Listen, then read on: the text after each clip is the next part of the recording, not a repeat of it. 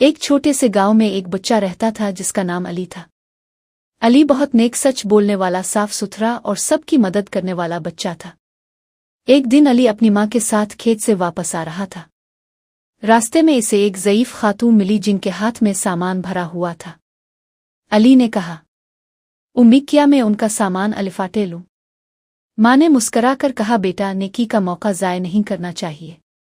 علی نے سامان الفاٹے کر ان خاتون کو گھر تک پہنچایا۔ اسی رات علی نے خواب میں 2 سفید لباس پہنے خوبصورت روشنی والے فرشتے دیکھے۔ وہ مسکرا رہے تھے اور کہہ رہے تھے، علی تمہاری نیکی کو ہم نے اللہ کے ہاں لکھ لیا ہے، ہم ہمیشہ تمہارے ساتھ ہوتے ہیں۔ علی نے آنکھ کھولی تو دل بہت ہلکا اور خوش تھا۔ اس نے امی کو خواب سنایا۔ امی نے کہا، بیٹا اللہ تعالیٰ نے ہمارے ساتھ 2 فرشتے رکھے ہیں، ایک ہمارے دائیں طرف نیکیاں لکھتا ہے، دوسرا بائیں طرف برائیاں۔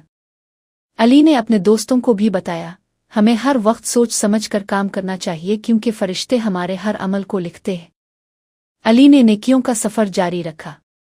وہ ہر دن الف پنے فرشتوں کو خوش کرنے کی کوشش کرتا رہا اور جان گیا کہ اللہ تعالیٰ اپنے نیک بندوں کے ساتھ ہمیشہ فرشتے بھیجتا ہے۔ سبق: اللہ تعالیٰ نے ہر انسان کے ساتھ فرشتے مقرر کیے ہیں جو اس کے اعمال کو لکھتے ہیں۔ ہمیں چاہیے کہ ہمیشہ اچھے کام کریں تاکہ ہمارے فرشتے نیکیاں لکھیں۔